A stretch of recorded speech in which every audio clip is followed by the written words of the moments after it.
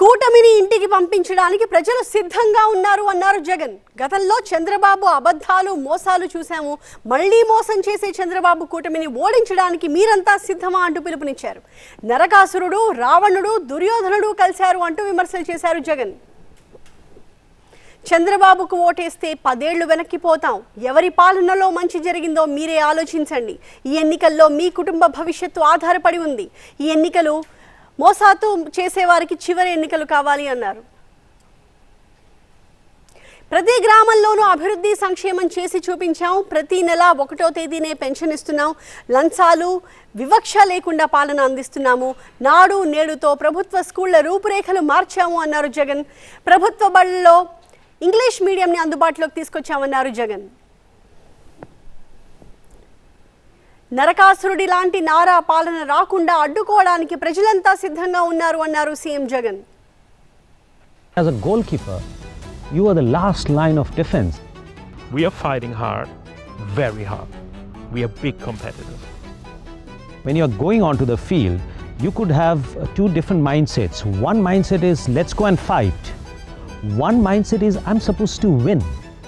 Winning is easy, but losing, when you are losing, you show your real character. This and more, streaming on News 9+.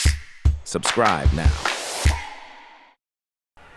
ఒక రావణుడు, ఒక దుర్యోధనుడు మరోసారి పైకి లేచి తాను మళ్ళీ సింహాసనం ఎక్కుతాను అనంటే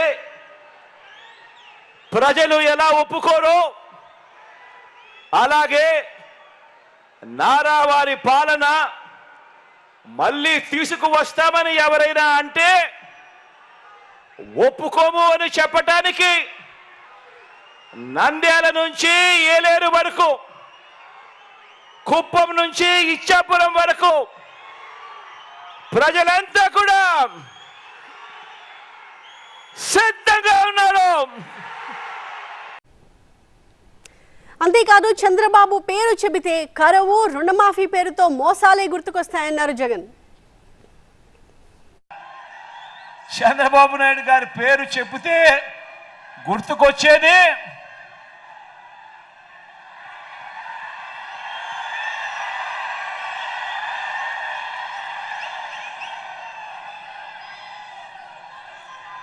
చంద్రబాబు పేరు చెబితే, రైతులకు బాబు పేరు చెబితే వ్యవసాయం దండగన్న బాబు గుర్తుకొస్తాడు. బషీర్బాగ్లో రైతుల గుండెల మీద కాల్పులు జరిపిన చంద్రబాబు గుర్తుకొస్తాడు. రైతులకు బాబు పేరు చెబితే రుణమాఫీ అని రైతులను నిలువులా ముంచేసిన బాబు గుర్తుకు వస్తాడు. బాబు వస్తే కరువు వస్తుందన్న నానుడు కూడా గుర్తుకొస్తుంది. అంతేకాదు రేన్ గన్తో కరువు జయించిన ఓ పిట్టల దొర కూడా గుర్తుకొస్తాడు. ఉచిత విద్యుత్ ఇస్తే తీగల మీద బట్టలు ఆరేసుకోవడానికి కూడా ఆ తీగలు సరిపోవు అని చెప్పి మాట్లాడిన అన్యాయపు మాటలు ఈ చంద్రబాబు పేరు చెబితే గుర్తుకొస్తాయి. 175 అసెంబ్లీ, 25 ఎంపీ సీట్లు గెలిచి డబుల్ సెంచరీ కొట్టబోతున్నామన్నారు జగన్. మరోసారి ఫ్యాన్కు 2 ఓట్లు వేయించి 175కు 175 అసెంబ్లీ స్థానాలు, 25 ఎంపీలకు 25 ఎంపీ స్థానాలు,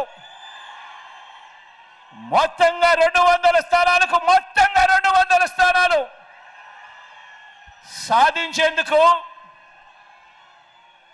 సాధించి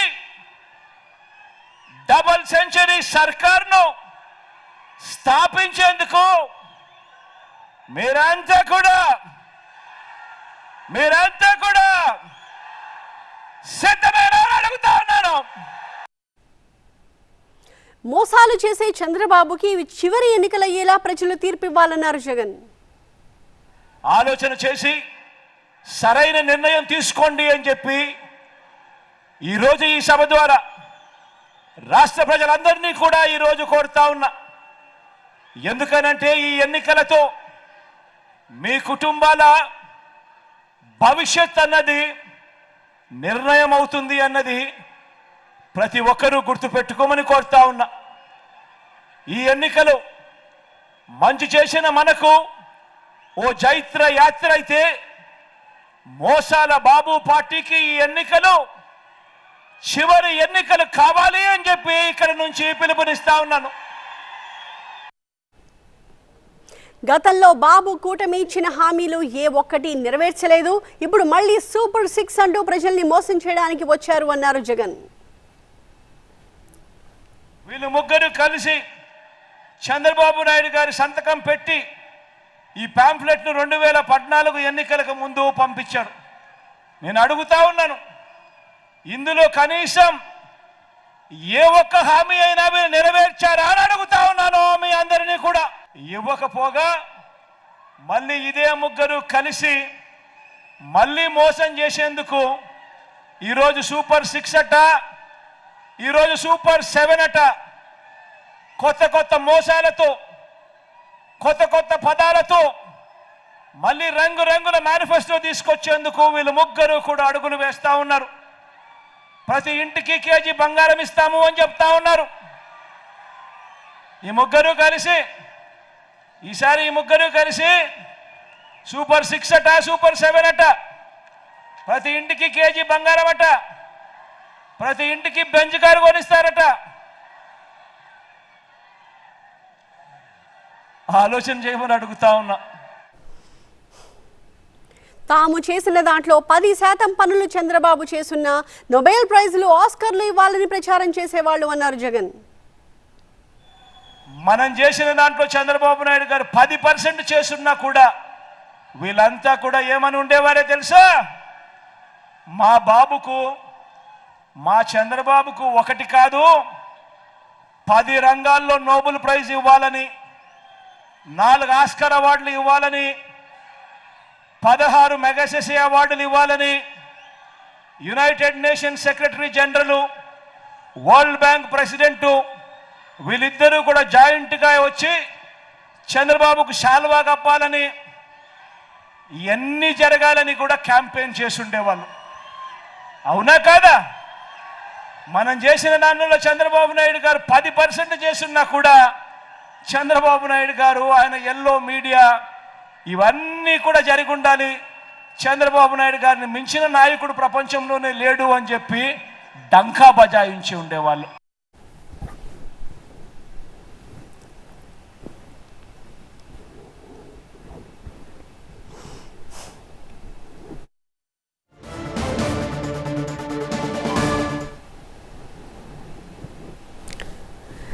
బస్సు యాత్రలో భాగంగా ఇవాళ నంద్యాలలో మేమంతా సిద్ధం సభలో ఏపీ సీఎం జగన్ ప్రసంగించారు.